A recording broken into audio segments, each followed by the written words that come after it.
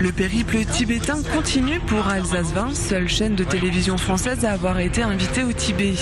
Pendant 5 journées, nous enchaînons les visites. Notre programme aujourd'hui nous mène dans des entreprises dont le cheval de bataille est la préservation de la culture tibétaine. Inscrit au patrimoine immatériel de l'humanité depuis 2009, le tanka est indissociable de la culture tibétaine. Ce sont de grandes peintures sur toile que l'on déroule, des peintures qui représentent des images religieuses. En 1993, Menzong fonde sa propre académie. Le tanka, c'est une cause familiale. Une trentaine d'étudiants sont en train d'apprendre cet art. Une centaine de diplômés sont déjà sortis de cette académie.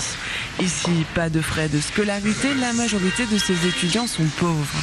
Considérés comme un art et non comme de l'artisanat, les peintres de tanka doivent cependant se plier à des règles strictes. Au Tibet, l'artiste n'est pas totalement libre.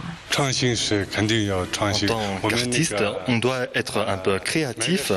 Par exemple, si on voit un peu les différents tankas des différentes époques, on peut constater très clairement les progrès qu'on a réalisés, les innovations qu'on a fait, notamment en ce qui concerne le fond et le design des peintures. Mais je crois que en ce qui concerne les éléments bouddhistes, on ne peut pas faire des changements là-dessus.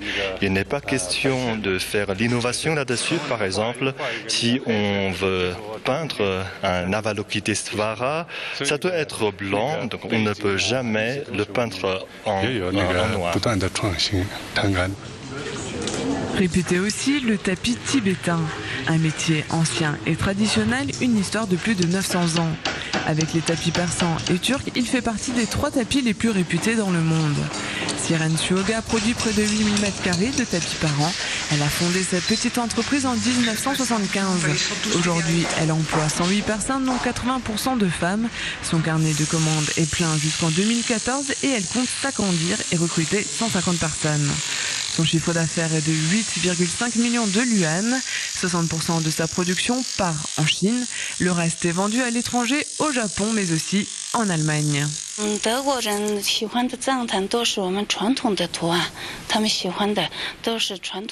Les Allemands aiment en particulier le dessin décoratif traditionnel de notre tapis. Ça fait déjà 6 ou 7 ans que nous avons exporté nos produits à l'Allemagne.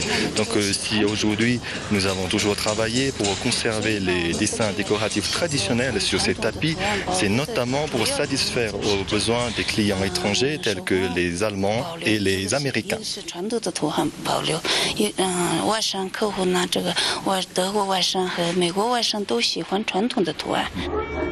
Ici, c'est de l'encens et du parfum que l'on fabrique. Pubu Zuoma et son mari se sont lancés dans la production d'encens tibétain en 2003. La production de parfum est arrivée après, en 2006.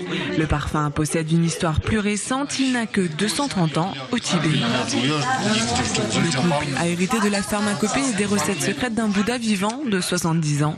Les plantes viennent d'Inde, d'autres provinces de Chine aussi, mais principalement du Tibet, ce qui permet de donner un cachet particulier à ces 2 produits. On utilise beaucoup de plantes qui sont cultivées dans une altitude de plus de 4500 mètres jusqu'à 5000 mètres. Donc il y a également le facteur de l'ensoleillement qui est très fort au Tibet. Donc tout cela constitue des particularités de notre produit. Nous avons tenté auparavant de transporter une sorte de culture de ce genre de plantes qui se culture notamment à une haute altitude vers des plaines ou bien dans des zones de basse altitude. Mais seulement quelques espèces ont pu survivre. Le parfum tibétain est le seul à rester 7 jours sur la peau, mais le couple ne vend pour le moment qu'aux locaux. Ils ne sont pas parvenus à obtenir l'autorisation de vendre au-delà du Tibet. La procédure est longue et compliquée. Le couple a fait sa première demande il y a 3 ans. La dernière date de juin.